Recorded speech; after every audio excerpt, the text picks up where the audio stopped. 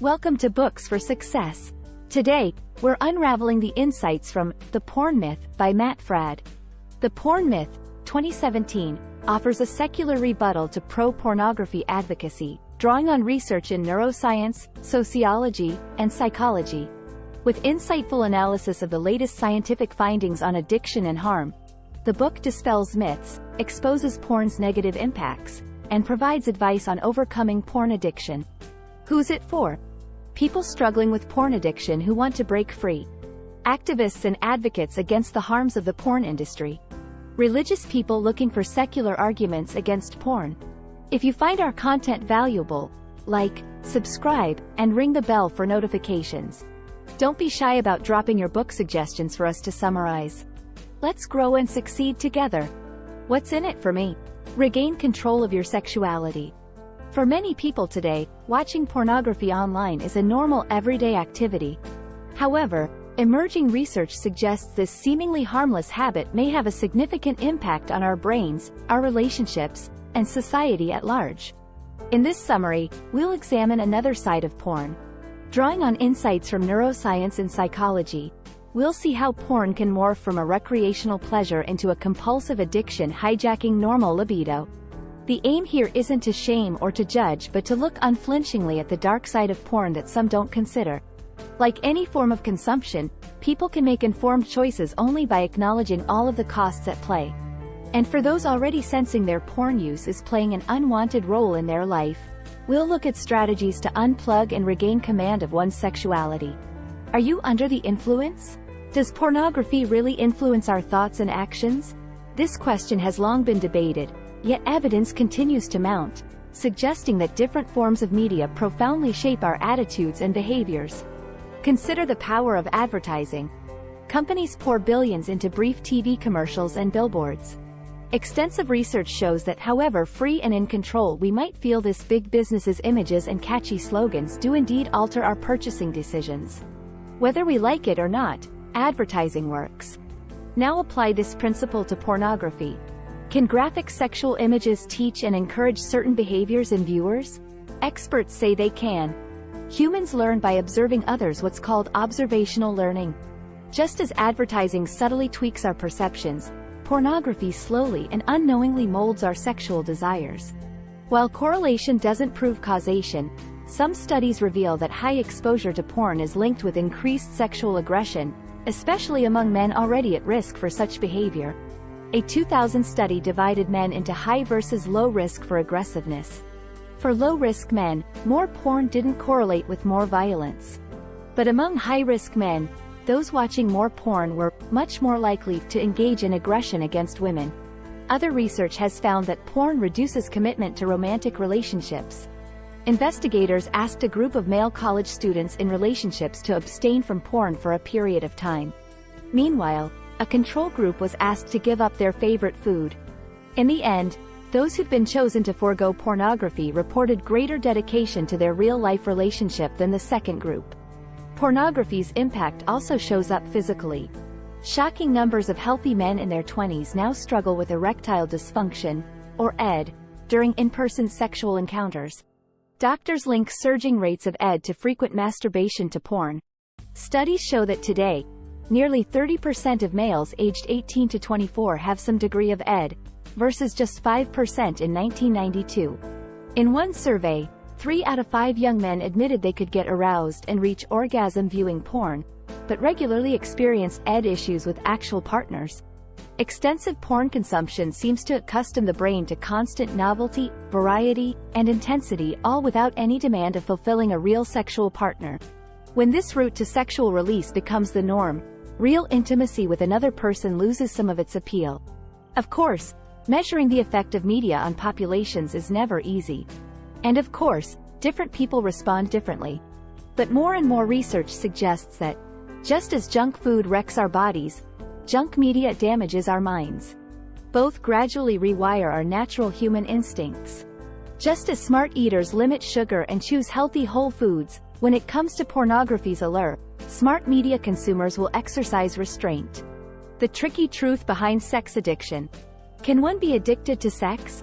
What about porn? The concept of sex addiction has become a common refrain in popular culture, with the media frequently labeling celebrities and public figures as sex addicts. But does sex addiction actually exist? Is it a real disorder? Or is it a fictional construct used to pathologize natural sexual behavior or, alternatively, a means for chronically cheating spouses to escape blame? The question of sex addiction has long divided those who study both addiction and sexuality. Sigmund Freud himself considered masturbation the original human addiction. Some clinical therapists believe the evidence clearly points to sex addiction as a valid disorder, afflicting a subset of people whose sexual behaviors have become truly compulsive. But skeptics like therapist Marty Klein claim otherwise. They say they've never actually seen a real case of sex addiction in their work. And they claim that what appears as addiction is simply human beings enjoying sex, even if it's risky or taboo. Some may have sex recklessly but without warranting a clinical disorder that is beyond their control. It is for this reason that the Diagnostic and Statistical Manual of Mental Disorders removed hypersexuality as an official diagnosis due to insufficient research validating it as a discrete condition. On the other hand, modern addiction research does suggest that compulsive porn use can hijack the brain's pleasure pathways in ways comparable to drugs. Porn triggers neurotransmitters like dopamine and adrenaline, causing cravings and tolerance effects analogous to substance dependence. And studies show that internet overuse itself impairs key cognitive functions like working memory, information processing, and impulse control. Given this evidence, some argue that dismissing the concept of sex addiction outright contradicts current addiction research. After all, an addiction does not require the introduction of a foreign substance into the body to be real. Look at gambling, for example. Gambling addiction is a broadly recognized behavioral addiction. Like gambling addicts, sex addicts become hooked on a ritualized repetitive behavior based on fantasy, euphoria, and escape. The compulsive pursuit of these rewards rewires the brain's pleasure circuits over time, wearing behavioral grooves deeper and deeper. And as with substance addictions, porn addicts exhibit tolerance, requiring more extreme sexual content over time to get the same high. When they attempt to abstain, they may show withdrawal symptoms like depression, insomnia, and anxiety. What's more is that they often repeatedly fail in their efforts to quit, unable to control their behavior even in the face of mounting negative consequences. So, when it comes to the debate addiction or not, where does the truth lie? There may be no cut-and-dried answer. But in either case, the author argues, the labels of sex and porn addiction shouldn't provide an excuse for unethical conduct, such as behaviors like adultery or even consuming porn at work. People are ultimately responsible for the choices they make. But, as with alcoholism or drug addiction, healing involves acknowledging the power their compulsion wields over them. It comes through honestly admitting how their addiction has taken control, impairing their freedom to choose their sexual behaviors responsibly. Hopefully, acknowledging the addictive potential of sexual and porn-related behaviors can at least help some people get the help they genuinely need. Escaping compulsive consumption. Picture this: you come home to find your partner in the kitchen preparing a snack for themselves. But on closer inspection, you realize that what's on their plate isn't a tasty sandwich but rather a pile of charcoal. Or if not charcoal, how about rocks? Or clay? Or laundry starch? Well, this is where pica comes in. It's a condition where people compulsively eat non-nutritious or toxic substances, often driven by nutritional deficiencies. What does this have to do with porn? In both cases, a normal human appetite has become distorted into destructive expressions. Pica takes our craving for food and misdirects it, just as pornography takes our natural sexual desire and twists it into something that, instead of fulfilling us, suffocates us. However, just as pica can be healed through improved nutrition, porn addiction can be healed as we better understand human sexuality. There is hope for restoring these innate desires to their healthy purpose. Yet the wonderful truth is that life without porn is not only possible but also much more fulfilling. Those finding freedom from pornography can begin living larger, more colorful lives, no longer chasing their next fix. How is this possible? Neuroscience reveals porn consumption physically changes dopamine receptors. But even damage caused by years of porn use can heal. Recovering from this damage takes around 18 months on average. Freedom begins by understanding what you're fighting and what you're not fighting. Escaping porn doesn't mean condemning sex itself. The goal isn't eliminating sexual desire but healing it so that you can pursue healthy intimacy in relationships with real people.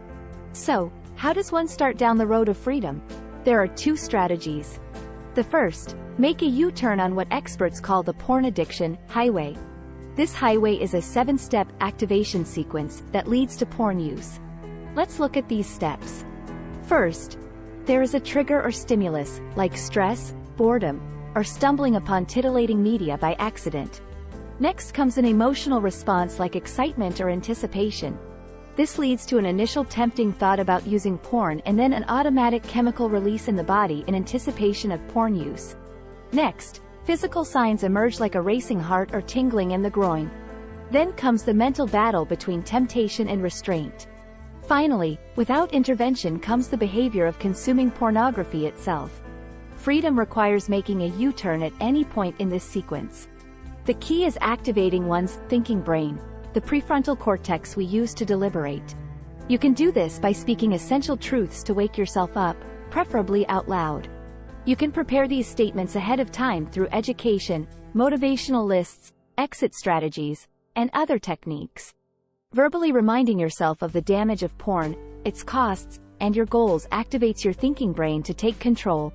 The second strategy you can employ is to avoid this highway altogether by changing your habits and removing porn triggers.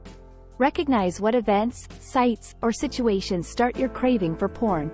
Then, eliminate or avoid these triggers. If alone time on your phone triggers you, keep your door open. If cable IV is a gateway for you, cancel it. Install filtering or monitoring software on your electronic devices. Such software or apps may not be an ironclad defense against your weaker impulses, but they will at least slow you down, derailing ingrained behavioral patterns and giving you a chance to regain control. But whatever you do, don't let shame keep your struggle a secret. Consider seeking support from those you love in quitting this behavior. Pursuing freedom is not aiming for some finish line where temptation permanently disappears. Freedom is choosing each day not to consume porn. It's a lifetime of wise choices carried out at the moment. Stay strong and believe in yourself. While porn promises satisfaction, it's a false and short-lived satisfaction. Like the false foods that sufferers of pica consume, porn delivers only emptiness. But many have found hope and healing on the other side of addiction. By renewing your commitment and diligently activating your thinking brain, you can walk the road of healing and join them. Final summary. Pornography research highlights how compulsive behaviors can quietly take control when left unrestrained. Just as advertising subtly molds consumer habits, porn has the potential to reshape our attitudes and behaviors around sex. With porn consumption being a widespread phenomenon these days, some consumers have started to exhibit addiction-like symptoms, particularly escalating tolerance and failed attempts to quit. What's more is that heavy porn diets have been linked to rising sexual dysfunction in young men. For those who wish to quit porn, the road to freedom involves avoiding triggers and activating one's prefrontal cortex to make wise choices.